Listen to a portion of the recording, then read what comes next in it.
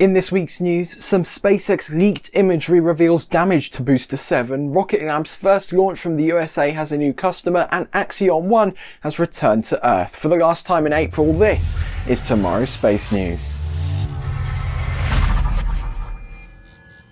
The biggest story out of Starbase this week is this leaked image from inside of Booster 7. You're looking at the downcomer transfer tube, which runs straight down the middle of the liquid oxygen tank, the bottom tank in Super Heavy, to allow methane from the top tank to reach the Raptor engines. It's unknown how this happened, but looking at the way the tube has been warped, it seems as if the pressure inside the tube at some point was lower than the pressure outside of the tube, giving it the shape of a paper straw you've used after 3 sips. We weren't sure if SpaceX would go through all the effort to repair Booster 7 or if they'd just scrap it and move on to Booster 8. However, we have seen signs that fixing B7 may be the route forward. Firstly, a new transfer tube has arrived at Starbase in 2 parts, as it needs to be able to fit onto the back of a truck. There is no confirmation that this is for Booster 7 though, it's just been delivered. The following day, a crew on a cherry picker was seen working into the liquid oxygen tank, which adds to the theory that SpaceX are trying to save Booster 7. Nothing official as of yet has come out from anybody, so this is all speculation using leaked imagery and the latest we can see happening at Starbase. With Booster 7 rolling into the high bay, Booster 8 had to be rolled out into the production site, allowing everyone to see the section constructed so far. This new Super Heavy thrust puck has also been delivered, which is what the Raptor engines at the bottom of the booster are attached to. We've been seeing a lot of Raptor 2 engines being delivered over the past week, such as Raptor 2 number 42, number 51, and 2 other engines which have had LEGO minifigure faces added onto the top. 3 Raptor vacuum thrust simulators have been making their way to the launch site on the back of this truck. As it says in the name, these will simulate the thrust produced by the Raptor vacuum engines underneath a Starship. These were installed onto suborbital pad A. This new very smooth nose cone has been spotted within one of the production tents, and compared to the nose cones we have seen on previous Starship vehicles, this is the sleekest thing I have ever seen. The chopsticks have been testing again. Here they were seen moving to the top of the tower and then back down in the middle of the night. Star Factory is the name which has been given to the permanent structure which is replacing the tents at the Starbase production site, and a few more pillars have sprung up in the past week. Star Factory won't be replacing this, however, which is what we've been calling the wide bay since it began construction, but in a recent document from the FCC, the building is now officially called High Bay 2. We heard from SpaceX before that they were interested in selling Starlink to airlines for use on their aircraft for in-flight Wi-Fi, and the first deal has been signed with JSX, an airline that doesn't call themselves an airline, getting in-flight Wi-Fi later this year. JSX doesn't call themselves an airline because they do operate some private charter flights, however they also do scheduled flights, so to me, just an airline.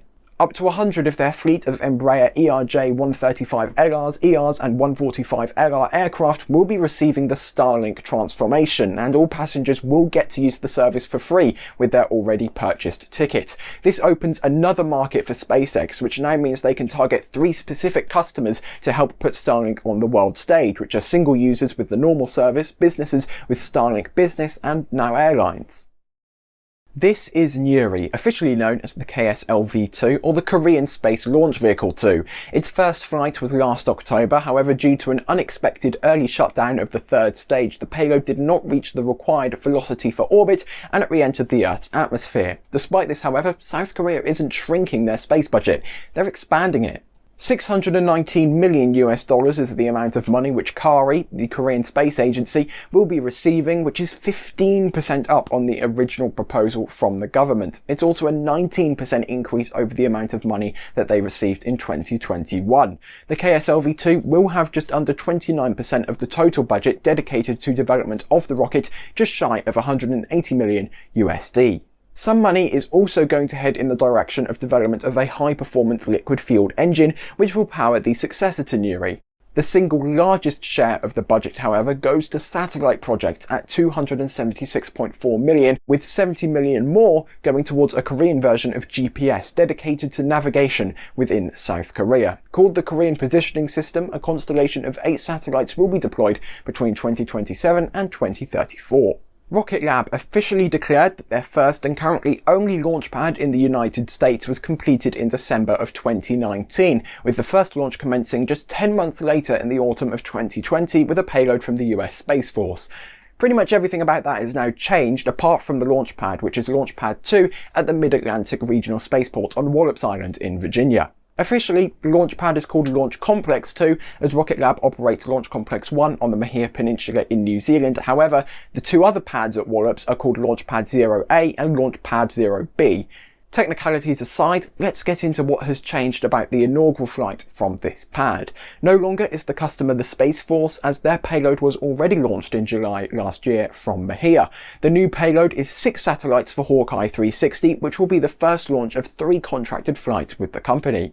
If you've never heard of them, Hawkeye 360 is a geospatial analytics company, and they were the first commercial seller of radio frequency location data, which was gathered via a satellite constellation. They have plans for a 30 satellite constellation, which this mission would go towards. Currently, they have launched 4 satellite clusters into orbit. Rocket Lab has performed a wet dress rehearsal on Launch Pad 2, which they completed in April 2020, which is what this photo is from. All that is left to do is launch, which, fingers crossed, should be later this year in December. Last night, into the early hours of Tuesday the 26th local time, NASA rolled back SLS from LC-39B to the VAB for repairs for the next attempt at the wet dress rehearsal. I went into a deeper dive into this last week, so go and check out that episode of the news if you want to learn more. Just before we get into a busy space traffic update with Axiom 1 returning, it has been just over a month since I posted the Psyche campaign video, so I thought I'd provide a bit of an update. If you don't know what I'm talking about, I'm raising the funds to head out to Florida in August to cover the launch of the Psyche spacecraft to the asteroid Psyche on a Falcon Heavy. Over 60 people have contributed just over £3,500 so far in just over a month, which is a lot more than I expected. So to everyone who's given money so far, thank you so much. May and June will most likely be the period where the best deals are on offer for flights, and I'm currently eyeing up a couple options with British Airways and Virgin Atlantic, so it'll just depend on which one of them is the cheapest at the time when it comes to booking. Once things have actually been bought, I'll make sure to update my website linked below where all of the finances are going to be published, so you can make sure that the money you've very kindly given to me will be spent on the correct items. Also, this image may seem random, but it isn't. Last week I told you that this is Falcon Heavy Core B1074 at McGregor in testing, and I have now found out that this is the core stage, the exact core stage, which will be used to launch Psyche. So B1074, fingers crossed, I'll be seeing you in the flesh very soon. Everyone who publicly contributes to the fund will have their name added to a special slate, which will be at the end of all the content that these people make possible, which will probably span far beyond the actual trip itself, because I'm planning to get a lot of footage to use in a lot of videos. So if you decide to help out, you'll certainly be thanked. The link to contribute should have been on your screen at some point. It'll be in the description and it will be at the end of the video. Right now, however, let's get into space traffic. Just one launch to cover this week, which was Starlink Group 4 Mission 14. Commencing at 17:51 UTC on April 21st, 53 satellites with a total mass of over 16 metric tons lifted off from Space Launch Complex 40 near the Cape Canaveral Space Force Station in Florida on top of Falcon 9 booster B1060, which joined B1051 to match the record of launching and landing 12 times. The landing in question was on Just Read the Instructions, and the fairing halves were recovered by the support ship Bob. Axiom 1 was stuck on the International Space Station for a few days due to unfavourable weather back on the ground or above the waters surrounding Florida. However, at 0110 Coordinated Universal Time on the 25th of April, Dragon Endeavour departed the Zenith port on the Harmony module and headed back to Earth. Following a nominal re-entry, Michael Lopez Alegria, Larry Connor, Mark Pathy and Aiton Stibbe splashed down in the Atlantic Ocean just after 1700 UTC near Jacksonville in Florida. The capsule was hooked up onto the recovery ship and lifted into the Dragon nest, and then the 4-man crew left Endeavour for the final time.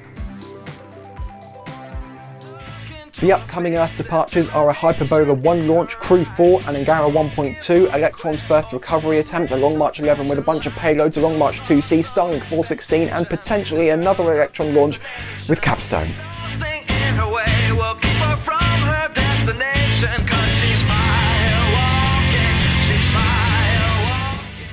And here is your space weather with Dr. Tamitha Skov.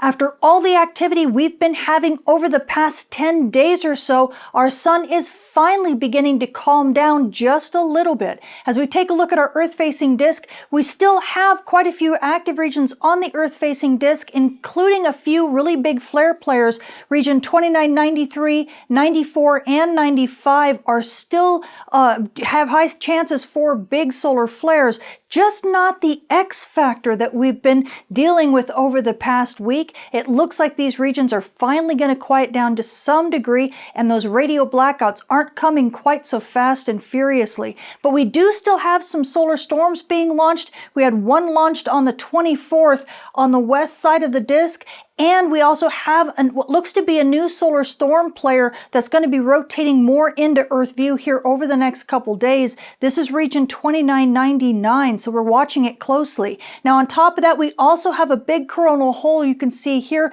That's going to be rotating into the Earth strike zone in about 4 to 5 days, and it could be sending us some fast solar wind, so aurora photographers definitely get another chance at some aurora show. Now as we take a look at our far side of the sun, this is stereo A, and it's looking at the sun just a little bit from the side. You can see that big coronal hole. That's the one that's going to be rotating into the Earth strike zone in about 4 or 5 days. But look behind it to the east limb. Look at all those active regions. There could be very well several different sunspot clusters in here, and although these don't necessarily look like they're going to be big flare players, they are launching solar storms, so we could get even more chances for solar storms hitting Earth in about a week or so, because there could be some decent Earth-directed launches. For more details on this week's space weather, including how these big flare players might affect space traffic, come check out my channel or see me at spaceweatherwoman.com. Station 204 is not a free space station. It does cost a bit of money to keep operational, and the people who contribute to the show to help us out are the citizens of tomorrow. Being a member comes with several perks which I think are very cool, such as access to space news scripts as they're being written, and exclusive to the pre and post show hangouts surrounding the Tomorrow live show. If you want to join the Escape Velocity Orbital, Suborbital and Ground Support citizens, head over to youtube.com/TMRO/join, or just hit the bright blue join button below. Next to the join button is the subscribe button, which shouldn't be red, because if it is, that means the show is no-go. So to make sure that we stay on the air, make sure to disable that button and turn it grey. As I mentioned earlier, my Psyche launch coverage campaign is linked down below, so if you're considering contributing to that, trust me, it'll be worth it. For now though, thank you for watching, and goodbye.